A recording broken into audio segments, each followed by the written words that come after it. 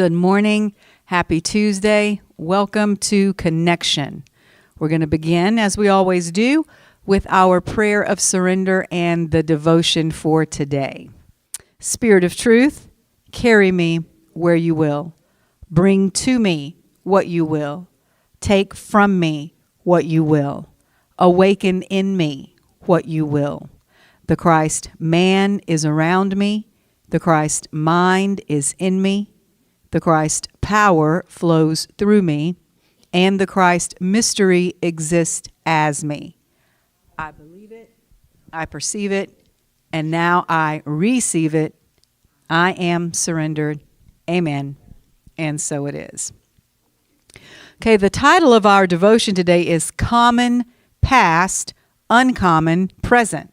And here's the affirmation. Today, I will be aware that as I change and evolve, I may not share common vibration with everyone from my past. I will not be a debtor to shared histories if they do not connect with my now. I give thanks for former friends and past experiences, and I remain fully awake to this present moment.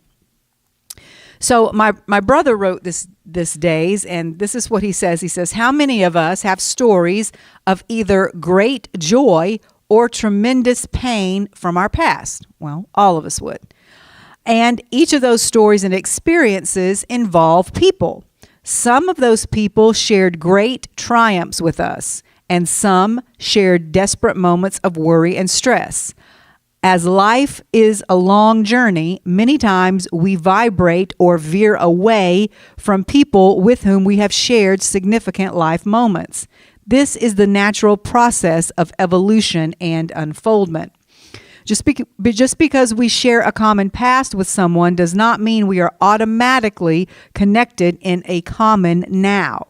When an astronaut is mapping out the journey to the moon, he or she must be cognizant of the reality that even the slightest turn can ultimately mean thousands of miles in shift.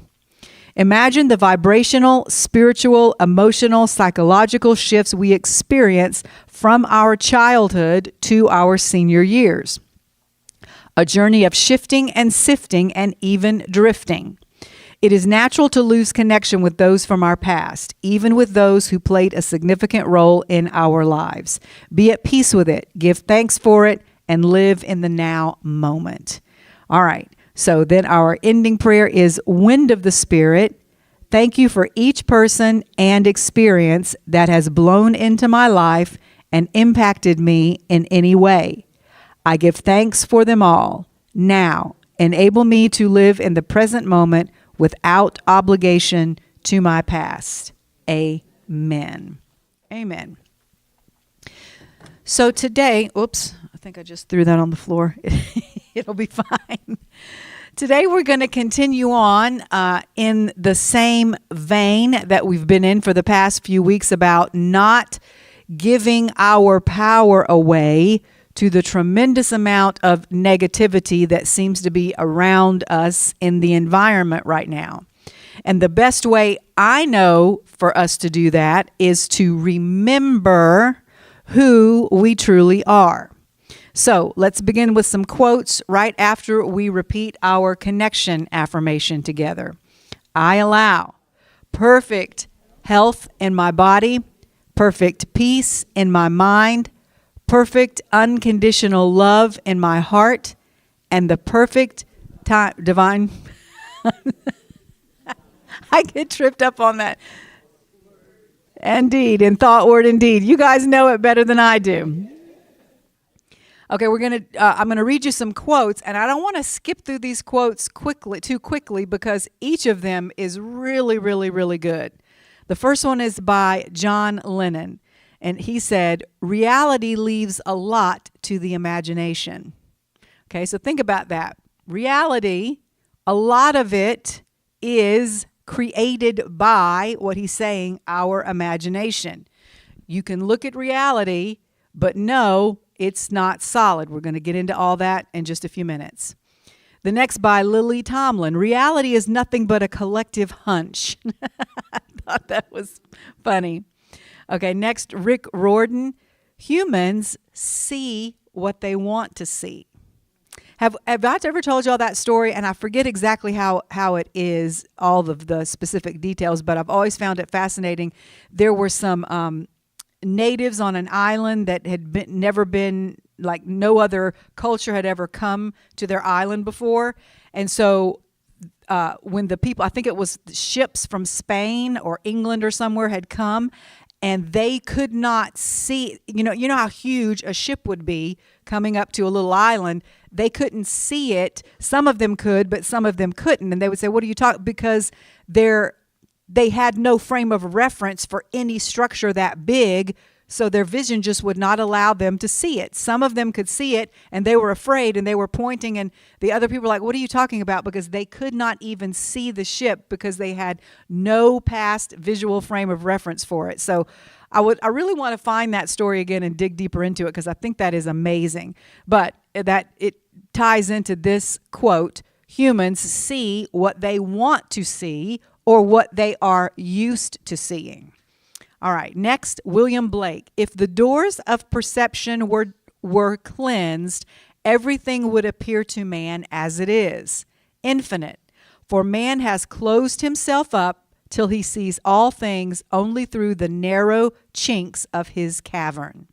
All right, so that's about letting your world and your vision become so small that you only see through about this big of a lens when there's so much more to be seen. Next, Aldous Huxley, there are things known and things unknown, and in between are the doors of perception. That's one of my favorites. Next, Robertson Davies, the eyes see only what the mind is prepared to comprehend. That goes back to my story about the people on the island that couldn't see the ship. Your eyes can only see what your mind is prepared to comprehend. Next, Charles Bukowski, can you remember who you were before the world told you who you should be? Okay. And lastly, from the movie The Lion King, Simba, you have forgotten who you are. Look inside yourself. You are more than what you have become. You must take your place in the circle of life. Remember who you are. Okay, so obviously, again, that's our title today, Remember Who You Are. And we're going to talk a little bit about what can happen or what has happened as a result of us collectively forgetting who we are. We're going to talk about the nature of reality and what part our perception plays in it, as well as how to get back to who we really are. And I've got two of my favorite things that I used to share all the time that I'm going to kind of try to get back to in this lesson is we're going to talk about a little science, and then I'm also going to give you some song lyrics. But first I want to tell you a little story. When my older son, John Paul, was a little boy, his dad and I used to say this to him every time we would drop him off at school, or especially when he was going to be away from us, like at someone else's home, spending time with friends, whatever. We would say, remember who you are, son. And which was our way of reminding him to behave himself. Okay. A kind of shorthand for don't forget everything we've taught you here at home just because you're in a different environment. And interestingly enough, even though we thought he really wasn't paying much attention, he was listening.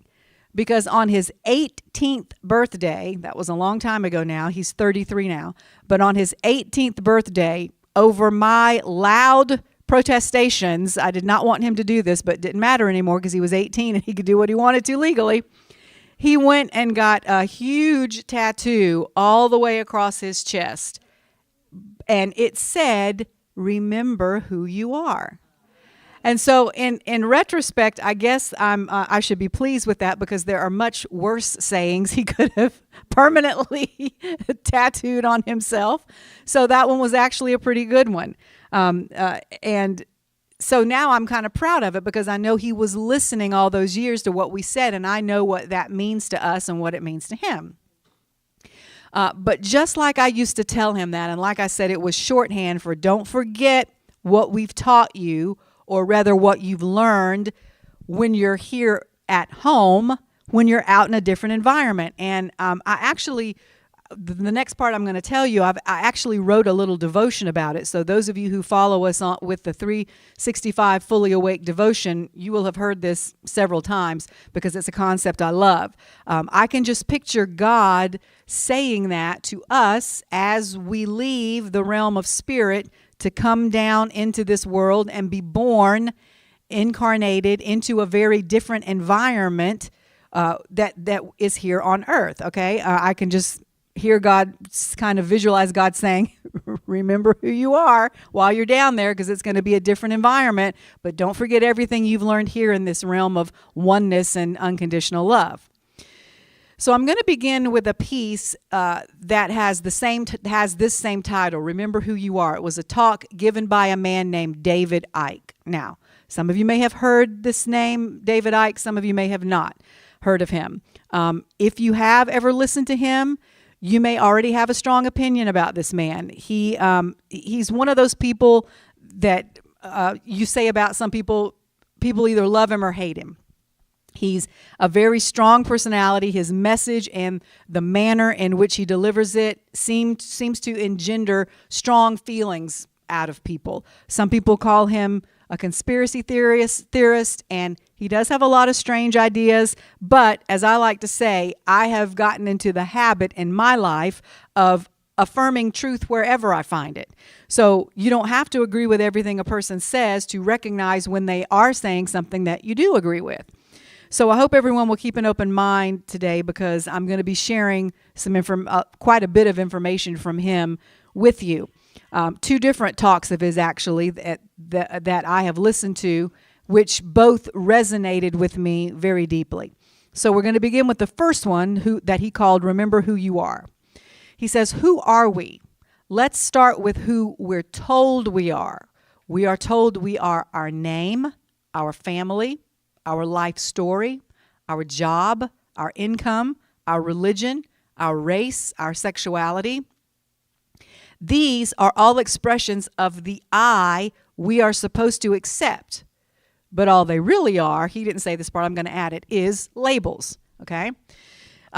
Actually, these labels are nothing more than a brief experience within a tiny band of frequency that we know as and that we call the world.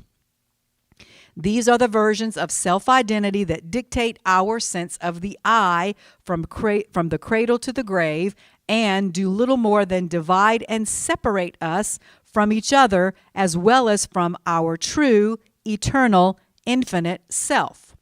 The more you subdivide your sense of the I, the more you are withdrawing from that greater, eternal, infinite I. Or, as in my opening example, the more you are moving away from or forgetting who you were created to be back at home.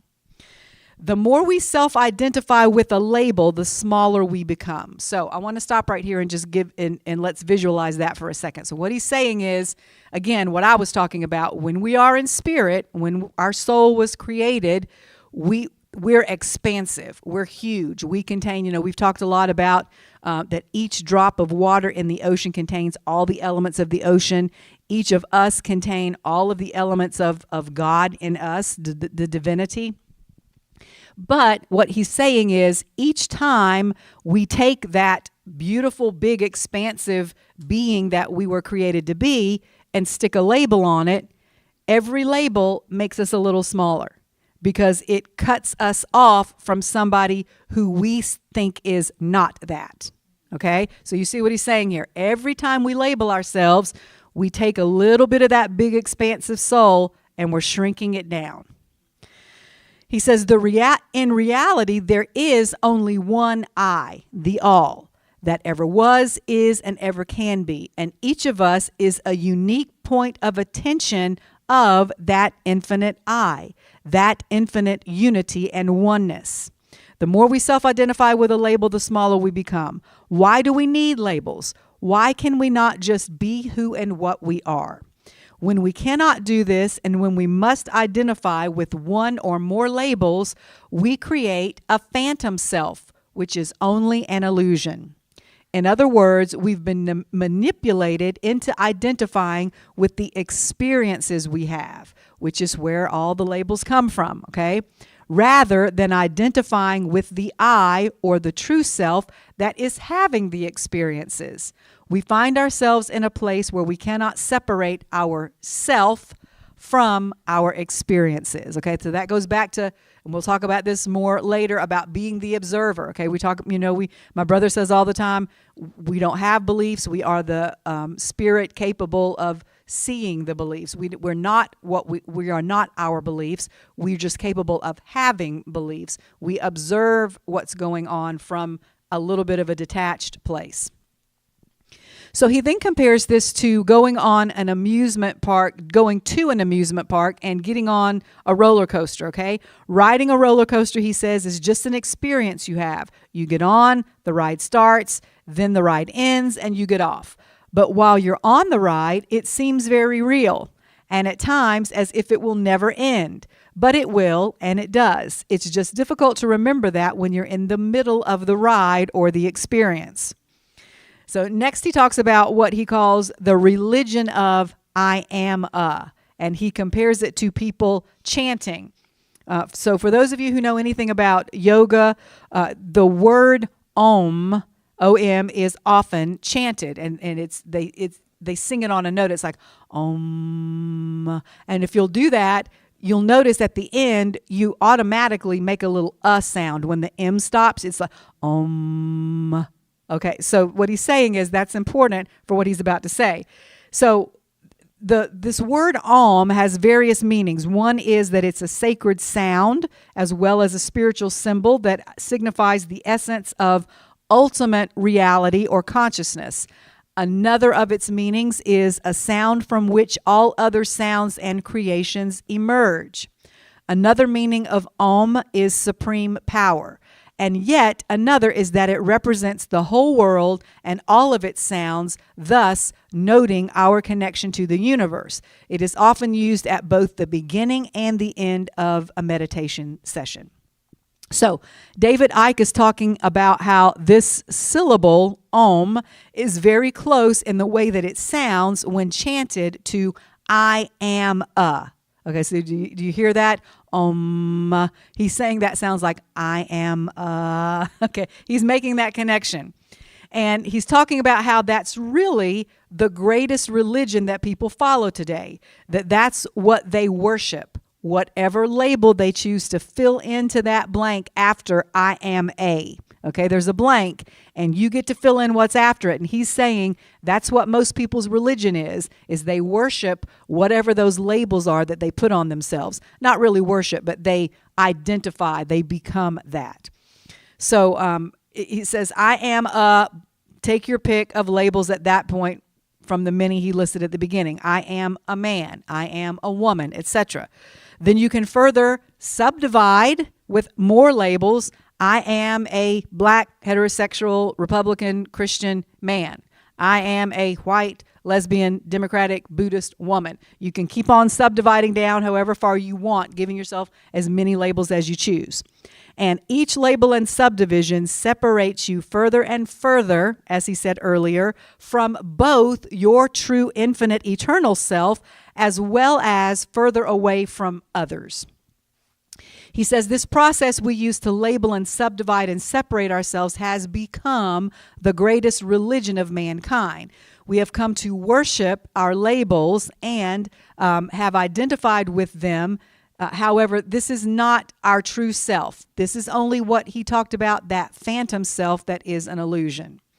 So then he talks for a bit about how we all got here as a collective. He thinks this process of all of us creating these phantom selves for ourselves rather than being able to identify with our true self, or as we've called it before, our the observer, which I talked about a minute ago, that self that is capable of having beliefs and having experiences, but knowing we are neither our beliefs or our experiences. He thinks this process has been greatly aided by the advent of social media, and I agree with him about that. And as I've said many times before, social media and the internet in general is neither good nor evil. It's just a tool to be used. It can be used positively or it can be used negatively. I use it every week to communicate with the people who are not here in person, and I'm thankful for that. So I'm not condemning the internet or social media with what I'm going to say next. I'm just making an observation, and it's my observation. It didn't start with me. He said this as well, and I agree with it. Many people, not all, but many people are using it negatively, and unfortunately, that's just a reflection of where we are and of who we are as a species at the moment. So I've talked before about how about our political leaders sometimes are, which people don't want to think about this, but when you go down there, when you really get down to what we're going to call shadow work, you have to say a lot of our political leaders, now think about it, who elected those political leaders? A lot of our political leaders are a reflection of where we are as a collective society. They're just a big mirror of who we really are. And the same thing is true with social media and the internet. The environment on there, it's a reflection of where most of us are collectively. So as we raise our consciousness, then the quality of the political leaders, of the environment on social media will rise as well. But we have to raise our consciousness first because we're the ones creating all of it. All right. So back to David. He says, social media polices the orthodoxy of the I am a fill-in-the-blank religion, ensuring that anyone who doesn't conform gets abused and ridiculed and condemned. And this has caused many to lose their true self-identity as the infinite I of higher consciousness and to get pulled into this religion of labeling themselves. This has resulted in catastrophic consequences, especially among young people. And here are a few statistics that bear that out. These are from a documentary called Plugged In. Teenage suicide has seen a 50% increase in females under the age of 17 and a 30% increase in males in the smartphone/social media era as opposed to before it. Teenage anxiety and depression has increased by 70% over the last 25 years. The number of young people and children treated at emergency rooms for psychiatric conditions has more than doubled in the last decade. Hospital admissions for teenagers with eating disorders have also almost doubled in just the last 3 years. The fact that this has happened in the era of smartphones and social media is not a coincidence. It is an example of cause and effect. The pressure is to conform to the orthodoxy, even in the way you look. Our obsession with our physical appearance is directly related to our identifying ourselves with labels. Because we are not secure in our true identity, we are constantly looking outside ourselves with our phantom selves for confirmation from the phantom selves of others that we're okay, that we are accepted and acceptable. In this scenario, in this religion, we get all of our security from external sources. This is also why people only post the best photographs of themselves and then even Photoshop or filter them because they are not at peace with their uniqueness. Who they are as themselves is not good enough. This is also why plastic surgery has become so popular, so that our physical appearance will be acceptable to the masses. This is destroying young people. So, that was all information from him. So now I want to insert a personal story here to show you that this doesn't only affect young people. I think most people who follow me here, or those of you who attend Connection in person, would not consider themselves particularly in that category of what we call a young person. I mean, we're not teenagers. We're not in our 20s. Most of us are not in our 30s. So we're all young at heart, but you know what I mean. So I don't think I have a huge teenage following.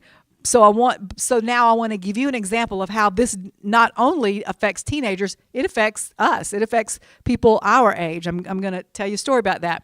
I joined Facebook way back in 2009 when I was 44 years old, firmly in the category of what I would consider the beginning, at least, of being middle-aged. So I was not a young person. And as a result of joining Facebook, I began at that time reconnecting with many, many people who I had not seen or been a part of their lives in real life for years and years, in some cases for decades. And among those, of course, were people I had grown up with, people I had gone to school with, especially high school and college, etc. So at that time, Facebook was pretty new to everybody, and it was this wonderful tool where we could just look anybody's name up from our past and find them and reconnect. So a bunch of us that had gone to high school together found each other, and we started having these events in Atlanta for those who still lived in town, that we would get together, and we would have these little mini high school reunions. So one year, I went to one of these. Now, after it's kind of fallen off, in the first 4 or 5 years, we did it regularly because it was such a novel thing for us to all be reconnected. But then we kind of got caught up with each other, and we haven't done it in a long time. But Facebook for a while at the beginning was this giant reunifying of everybody from your past. So I think it was the Christmas of 2011 or 2012, which would have made me even a little older, like 46 or 47. So I was almost 50 years old. And I go to one of these get-togethers. It was at a restaurant/bar. And I remember walking in, and the first person I saw was a guy who had been very popular in high school. He's very cool. He was the one with the cool car, and he played soccer, and he was good looking, and he was just, he was that guy. So I never dated him in high school, and I didn't really even hang out in his particular circle. But since we had reconnected on Facebook, I had kind of had several conversations with him, and he didn't live in Atlanta anymore. He had moved to Las Vegas. But I had not seen him in person since we graduated from high school in 1983. So this had been decades since I had seen this guy in person. So here I was, this grown woman, closer to 50 than to 40. My kids were almost grown. I had been married at that time for close to 20 years. And I considered myself at the time, and still do pretty much now, a self-confident person. I'm not particularly shy. I don't have trouble talking to people. I have been in the presence of lots of important dignitaries, even, back in the heydays of when the cathedral had thousands and thousands of people. I was even kind of considered, royalty in some circles of those people. So what I'm trying to say is I wasn't in need, or at least I didn't think I was one of those people that needed the validation from the cool guy, okay? So that's important for what I'm about to describe to you happened. And I can't believe it happened, but it is a perfect illustration of what David Icke is talking about here, how we're all subject to peer pressure and the need to be validated by others, and how we get so much of our self-confidence from external sources. So I walk into this gathering, as I say, fairly self-confident, not really the type of person who is easily intimidated by other people or feels uncomfortable in social situations. So I see this guy who's flown in from out of town, and there's a whole circle of people around him, and he's holding forth, just like in high school. Everybody's drawn to him, and he's talking. And so he looks over and he sees me, and he doesn't stop talking, but he smiles, and he just does his hand out and does like this, like, come here. And so immediately I'm like 16 years old again, and I'm like, oh my God, John Burns called me over there, and I'm like walking across like, yeah, everybody see who he called to come over? Me. I didn't go to him. He called me over. And I was 47 years old. So I laugh at myself when I think about that. But my point is, it's not just young people. It's not just teenagers who fall prey to what he's talking about here. This religion, this orthodoxy of us labeling like the soccer player, cool dude, I got called over to the cool kids table. when I was 47, and that still made me happy. Okay, so dividing ourselves into the cool kids and the not cool kids, though, just proves that this phenomenon that he's talking about does not discriminate on the basis of age. We are all subject to it. It is an equal opportunity destroyer. So let's move to the other side now. Let's move from people who feel pressured and bullied to conform into what everyone else expects them to be or to do or how to feel, to those people who actually do the bullying. We call them affectionately, or maybe not so affectionately on the internet, we call them trolls, okay? So first of all, it's pretty common knowledge that most bullies behave the way they do in order to cover up some deficiency in their own character or to alleviate their own insecurity. So they, too, in a twisted way, are searching for external validation because, above all, bullies don't want to feel powerless, okay? And it gives them a sense of power, false though it may be, to be able to cause someone else pain, okay? They're causing other people pain because they're in pain. So secondly, he makes this observation about trolls and online bullies, which I found very insightful. He says, why do we think we need to conform to the standards of someone hiding behind a login name? If we want to take our power back, and I'm going to expand this out to, this is talking about like personal stuff, but I'm going to expand it to, why do we think we need to believe, like when someone online, like, you know, they always have these thumbnail or headlines that want to scare you or pull you in, like I was talking about last week, get your attention of, oh, what do you mean you're not afraid of this? Yes, you should be very afraid of this, or you should be very angry about this. Well, who is this telling you have to be angry or afraid? Why do you think you have to be angry and afraid just because they're angry and afraid? He makes a good point.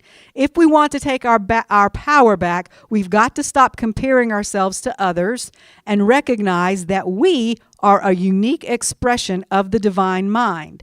Knowing this, why would anyone want to be just like everyone else?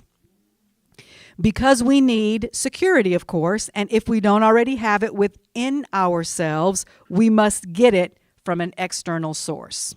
All right, so are we going to allow our uniqueness to be suppressed by someone who has so little respect for us and our unique expression that they would abuse us for not conforming to someone else's idea of who we should be?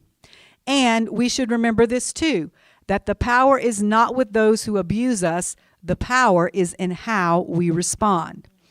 So if you are hurt by someone's abuse because you won't conform to their phantom self's fantasy, then you are giving your power to them. And think of it this way. If you ask someone who is being bullied and abused what they think of the people who are doing it to them, they'll likely say they're horrible. They're horrible people. So, okay, if they're horrible people, why do you care about their approval? Why do you care if you get it or not? And most importantly, why are you giving your power away to a horrible person? So, again, maybe not a horrible person, but what about all these people who are trying to work things up, telling you why you should be outraged, telling you why you should hate this person or this group of people, telling you why you should be scared of this? Well, maybe they're not a horrible person, but we know they're in a low vibration. They're behaving in a low vibration. So why do you care? Why are you letting them control how you feel? So I never quite thought about it that way before, but it makes so much sense. People that are on that low vibrational level, whether it's bullying or trying to scare you or make you mad, whatever, why would you care about anything they have to say anyway? Why would you want the approval of someone who is horrible enough to be a bully? Okay, especially when you're enlightened enough to know that that is just a reflection of their own stuff. All right, back to David Icke. You don't have to conform, and I'll tell you what you'll find. When you refuse to compromise your own uniqueness, or when you refuse to give up your particular divine power over yourself, over your mind, over your thoughts, over your feelings, the world starts to come to you instead of you always trotting behind the crowd looking for acceptance and validation. Okay, this is me now. You might be thinking at this point, why are you talking to us about this? A group of pretty spiritually mature people about peer pressure on the internet. We're all past caring about what people think we look like, etc. Well, because that's just the principle, one that everybody understands. It goes actually so much deeper than that. What he's talking about here, he's talking about the religion and worship of our labels and the necessity for all of us to conform to the point that we fit into either one camp or another. We're back to that dividing. And that goes way beyond now how we look or how we dress to what we believe about God and the nature of God, who we love, who we vote for, where we choose to live, how we choose to make and spend our money. We are all judged every single day in those areas, and we are pressured to have the same priorities in those areas as others. So, for instance, when you make a declaration like, I am a Christian, well, there are other people who immediately start associating, oh, well, then you must behave like this. Or if you fly an American flag outside your house, oh, well, you must believe this. Or if you dye your hair blue or have a lot of piercings, oh, well, you must be like this. Because we have so gotten used to our own labels, we've begun to judge everybody else by what we see or by the labels they say they are, when that may not be what you are at all. You may have some beliefs like these people, but you may have some beliefs that are completely opposite. And just because you wear something or call yourself or affiliate with a specific political party, it doesn't mean you agree with everything. It's very stereotypical. We have really fallen into stereotyping people to the utmost degree right now, I think. So let's go back to when he called this religion the religion of I am and then fill in the blank, whatever you decide after that. I read a quote once, and this is what it said. It said, energy always serves. Energy always says, I am. And then whatever you choose to fill in after that statement directs the energy of the I am for you. So you see that? So the I am, that's the energy of creation, of God. But we get to say, remember that story we talk about, God told Adam and Eve, you name the animals, and whatever you name them, I'm going to honor. Same thing with us. I am is in you. What you choose to say after that directs that energy into whatever that label is you've given yourself. So, having given you all this information from David Icke, I could have basically boiled it down to this. Don't let anyone else fill in that blank for after the words I am for you, because those words are very powerful. You should always be the one to fill in that blank, and eventually, hopefully, you'll reach the point where no label is needed and you can simply say, I am that I am. I am that I am leaves no room for labels. All right, so now that we've addressed the question, who am I? The next question is, where am I? Or in terms of the collective, where are we?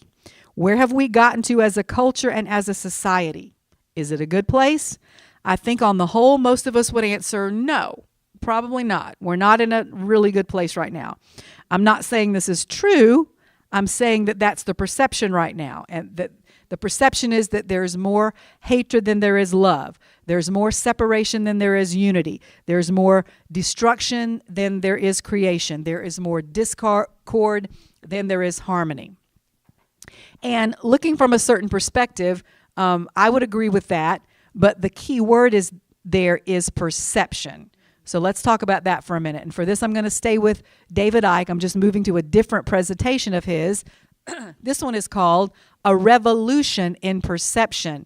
And he's talking about how powerful, and this is the part I want to get to, our minds are.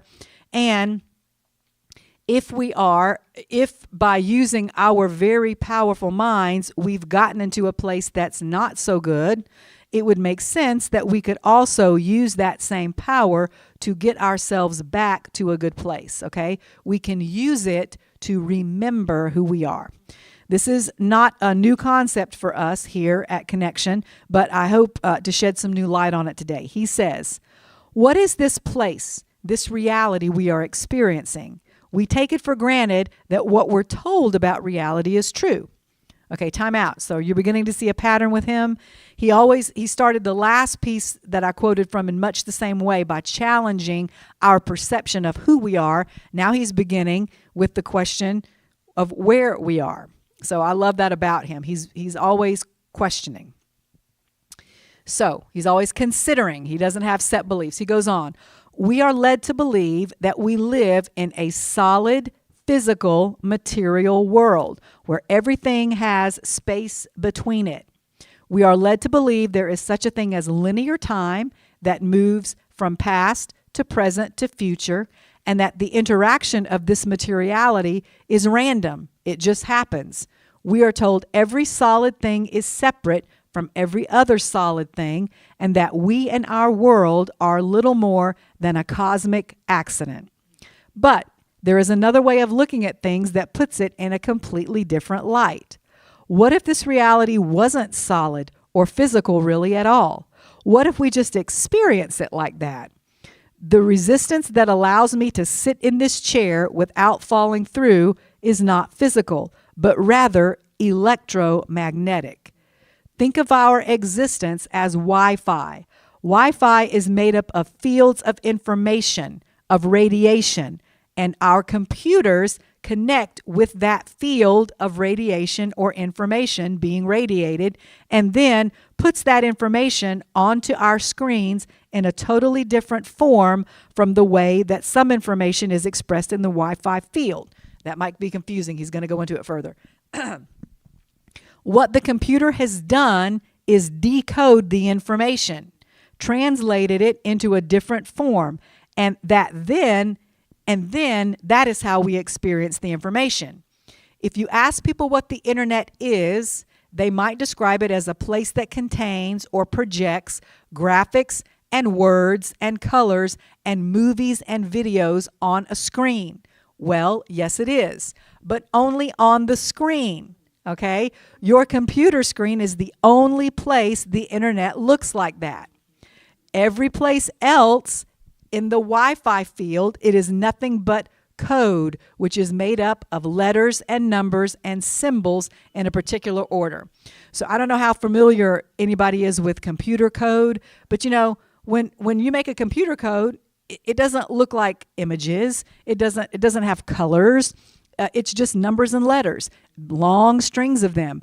But when that information gets onto your computer screen, what do you see? You see pictures, you see sentences, you see scenes. So that's what he's saying. He's saying our bodies, I'm getting a little ahead of myself, are the computer, and the field out there, our body, our minds are decoding what is out there. So how we're experiencing is not the true reality of what it is. I find that so interesting. So he says, and that's roughly how our minds work. What we are doing through our biological computer, which is our bodies, is decoding information from a cosmic field. And we're translating that information into a different form, which is then projected on the screen of our mind. And this is how we experience reality. So let's put an end to the idea that we live in a solid world. We don't. Well, now you're saying we must live in a solid world because it's made of atoms, and atoms are solid. Are they? Here's a quote about atoms, which are the building blocks of our existence. If the nucleus, or the center of the atom, were the size of a peanut, the atom would be about the size of a baseball stadium. So that's the proportion we're dealing with. The so-called space in between a peanut and a baseball stadium is what an atom is. What the solid part in the middle is this little peanut, and everything else around it, as big as a baseball field, is just space and energy.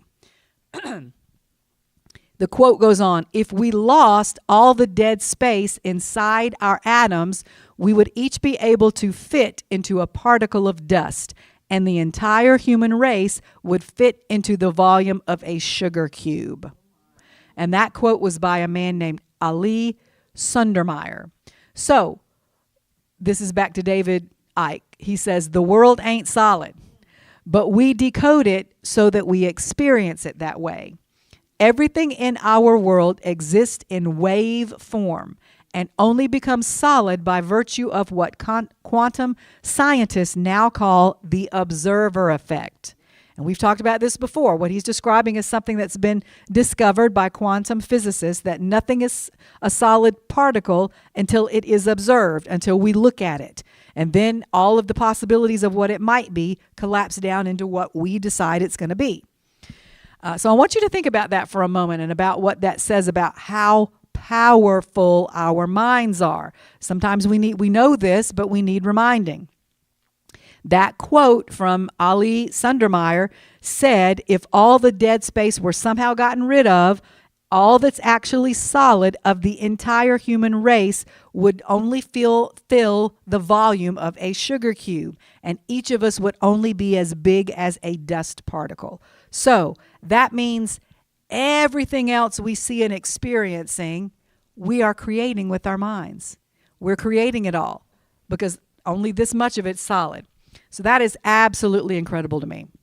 The act of observing and then decoding and translating information with our minds triggers the waveform to become physical reality. So what we experience as the world outside ourselves is actually all going on inside of us, just as the internet, as we experience it, is all going on inside of the computer. Throughout history, we have been discouraged from exploring what reality actually is, because once we realize how it works, we realize we are the ones in control, not random events. We realize we are not at the mercy of life, we are creating life. We live within this cosmic Wi-Fi, or what some have called the quantum field, within which is infinite possibility.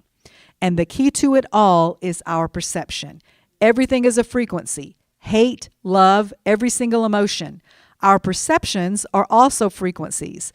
So if you have a perception of yourself as little me with no power, then that's the frequency you will live on, and through which all information coming from the field will be translated onto your screen. You are therefore interacting with this quantum field of infinite possibility through only a small bandwidth, like we talked about earlier. So what you create with that feedback loop is a self-fulfilling prophecy. You will live a life that is manifested from the perception of, little me, I have no power. But if you have the perception that you are conscious awareness connected to and part of the all that is, my body is only the vehicle through which this greater awareness flows, then that becomes a completely different experience of reality. As your perception expands, so does your bandwidth. All right. Thank you, David Icke. So what I want to say now is this. Given this information, how incredibly powerful our minds are, what we are able to create with it, with just our minds alone, knowing how powerful we are, that the mind is still just a tool that we use, then how dare any of us ever say again, I can't. I just can't. Whatever. Fill in the blank. How can we possibly ever say again, I can't forgive. I can't forget. I can't succeed. I can't overcome. I can't stop being afraid. I can't stop being angry. I can't let go of my need for control. I can't live in the state of unconditional love. Yes, you can. So I'll say it again. If your mind alone can create the entire human race from only enough solid material to fill the volume of a sugar cube through decoding electromagnetic waveforms, then that power plus your spirit and connection to the Christ consciousness that's within you can pretty much accomplish anything. And once we understand and perceive this, then we run out of excuses. However, most of us are not living in that bandwidth. Most of us right now are not on that frequency. If we were, we would not be living in a heightened state of fear and almost panic what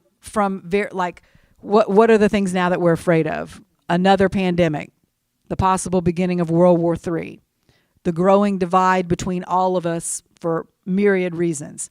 Our perception of all of this would not be that way if we didn't believe those circumstances. If we knew those circumstances were not beyond our capability to solve, we would have no reason for all the fear and panic.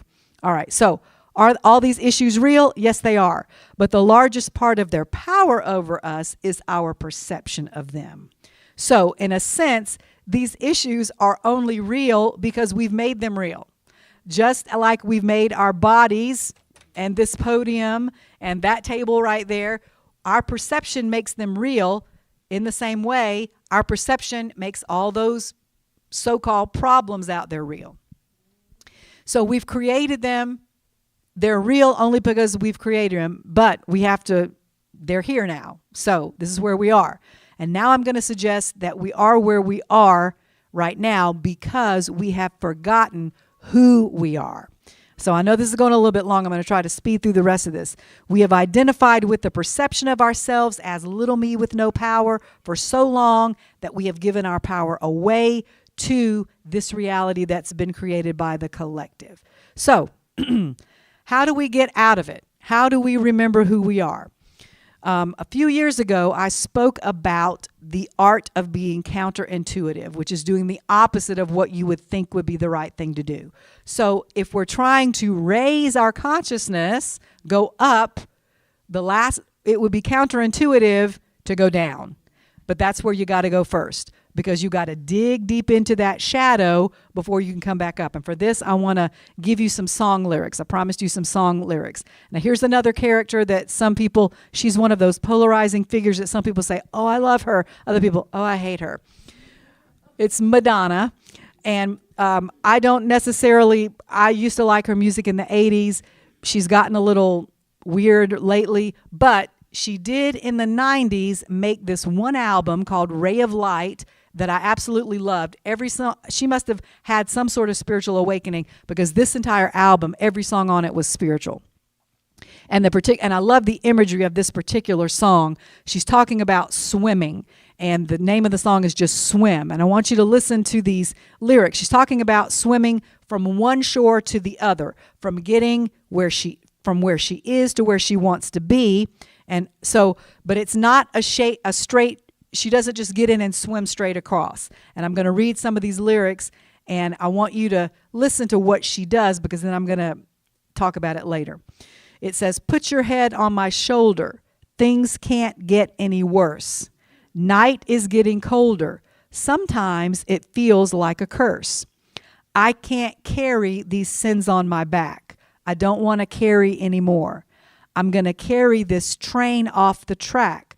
I'm going to swim to the ocean floor. Crash to the other shore. Swim to the ocean floor. Okay, so notice here where she says she's going. Not straight to the other shore, but down to the ocean floor. Why? Because she feels like the sins she's carrying are so heavy, she can't really, it's hard to swim with something on your back. It weighs you down. You go down. So I found that imagery very interesting. Then there's another verse when she comes to the chorus again, instead of saying I, she says we. So she has broadened it out to the collective. We can't carry these sins on our back. The imagery describes like a baptism. She says, let the water wash over you, wash it all over you, swim to the ocean floor, so that we can begin again. Wash away all our sin and crash to the other shore. So now notice she didn't mention anybody dying to save us, or praying a prayer, or accepting anybody as our Lord and Savior as the remedy. She describes a salvation experience where all of the quote unquote sins that are weighing us down are washed away by the act of us just going all the way down to the ocean floor, where we presumably drop them, and then we're able to swim up again. Or, as she puts it, crash onto the other shore, where we can begin again. So I just love that song. And I've got two quick little object lessons. That's what I used to call them when I was teaching Sunday school, to tie into what I'm talking about. I've got a shower. How many of you have shower doors instead of curtains. It's, and there's a little, that little rim at the bottom that holds the door. Okay. It's a great collector of what I call goo. It's just, and if you just like kind of take a sponge and go over the top of it, you're not going to get it. You got to get, like I use an old toothbrush. You got to get down there in that groove, because if you don't, then when the water hits it, like all that goo just rushes out and it's gross. Forgive me for being gross. But my object lesson is, sometimes we think, like sometimes I've, brushed it with my little brush and I think I've gotten it all. And then when you throw the water on, even more comes out. So sometimes we have to go down into the goo. You got to go down into yourself and see the goo and then drop it, leave it before you can go back up. And there's always sometimes more goo than you think there is. So there's some really ugly muck down there, and that's what's weighing us as individuals as well as the collective society down. But that's what we've got to do, is get down there, see it, and then drop it so we can begin again.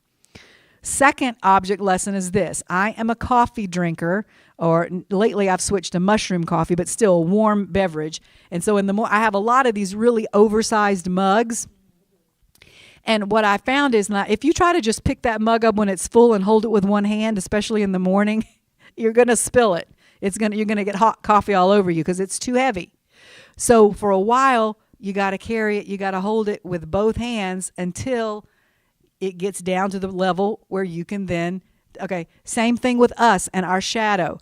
We can't carry all this. You got to drop it. You can't carry everybody. You can't go online every day and carry the problems of the world, especially those that you can't do anything about. It's too heavy for you to handle with one hand. You gotta get yourself to a level that is manageable for you. All right. So, let me see where I was. What's happening now, okay, is collectively all of our sins, or the things we have allowed to weigh us down.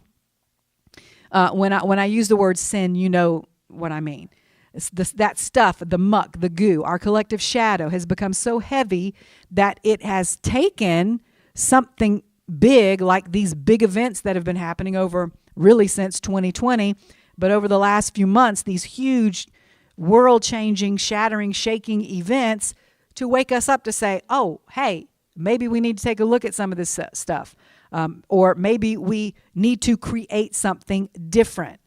So I believe it's all about, we've just allowed the universe to get out of balance. And one thing about the universe, it will always correct itself. It will do whatever it needs to bring itself back into balance. And sometimes we're just along for the ride. And whatever particular time in history we've been born into, that's just the ride we're on. And it's all, you decide. Again, it's not what has happened to you. It's not the event. It's how you respond to it that will determine your quality of life.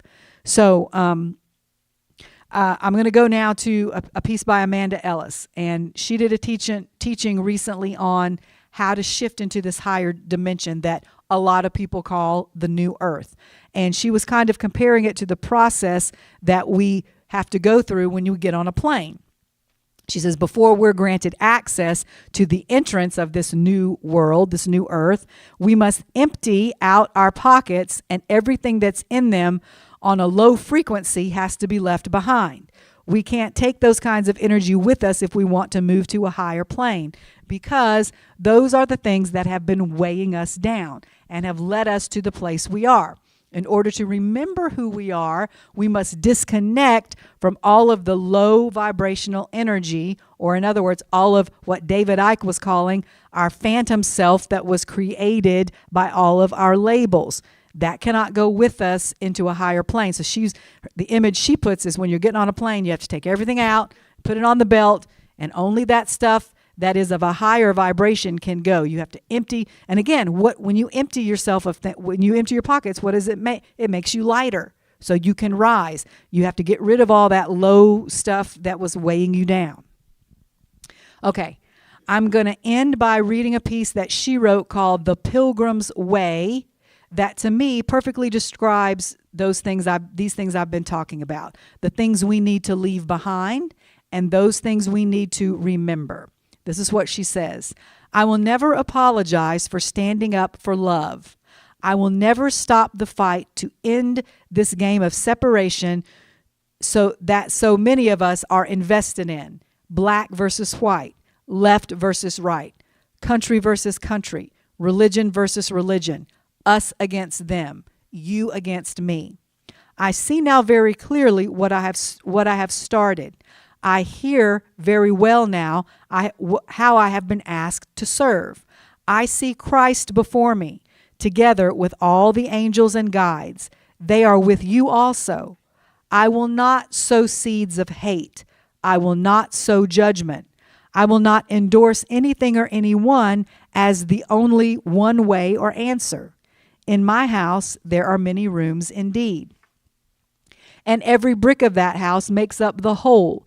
Every crumbling old brick from a bygone era allows us the opportunity to place a new one back that is better than it was before. How will you know what you want now unless you are shown what you have outgrown and what is no longer needed or acceptable in new earth? We see the whole story, all the players, the whole game, and we serve at ground level while also accessing the higher perspective. We will learn together greater tolerance of our differences. We will practice what we preach. We will be there for each other and pick each other up when we fall and fail, as we all will, and we will try again. We will turn away from fear and truly integrate into our physical cells the idea that only love heals anything, and it must start with us. We will see in each other common ground rather than our differences. We will turn away from preaching division and hate. We will not slander. We will not promote fear and worst case scenarios. We will not be rude, arrogant, or full of ego. We will pause and think before posting, speaking, or creating potential damage, because sticks and stones break bones, it's true, but words can break someone's spirit. Let us not do that. That person you break is a reflection of you. It is now a shattered mirror that you look into that needs putting back together. Social media has blurred the lines. This is what David Icke was talking about too. It has made us forget who we are. It has led many of us astray and into our shadow, where that shadow has been allowed to grow and grow, unchallenged, where judgment, blame, arguing, and intolerance have become accepted as the norm. I no longer align to that. I no longer want to be associated with that. I will seek a new way. We will also acknowledge where we are in our spiritual development and always strive to do better. None of us is a finished product. We acknowledge the darkness we see in others and our own contribution to it. We endeavor to heal that which makes the fire burn higher. Darkness only exists because of an absence of love. We vow now to leave behind our vanity and pride and to instead seek humility, gentleness, and compassion. We will shine as brightly as we can. We will love our enemy as we love ourselves. We will do unto others as we would have done unto us. We will see the divine in everything. And to those who don't understand or can't join us, we send them peace and allow them to take their journey to walk their path. To just be who you are is where the change starts. That is where the rebirth happens. That is where everything shifts, the inner and the outer. As within, so without. I am up for the journey. This is the pilgrim's way. Who will join me? We are at a crossroads where two paths meet. Choose wisely. One will stretch you beyond your comfort zone and on to new horizons. The other is an endless maze. There may be hills and ravines ahead, but together we can do this. Goodness, how very beautiful. I don't think I'm going to try to add anything else to that. Amen? Amen. So let's stand together and remember who we are today and the power that works within us, that flows through us, that we can create whatever reality we want to. Blessed always, blessed always, for the arms of God surround us. Let our joy be so triumphant that we rest in God and say amen. Blessed always, blessed always, for the arms of God surround us. Let our joy be so triumphant that we rest in God and say amen. I love you. Be at peace. Have a fantastic week. We will see you back here next week.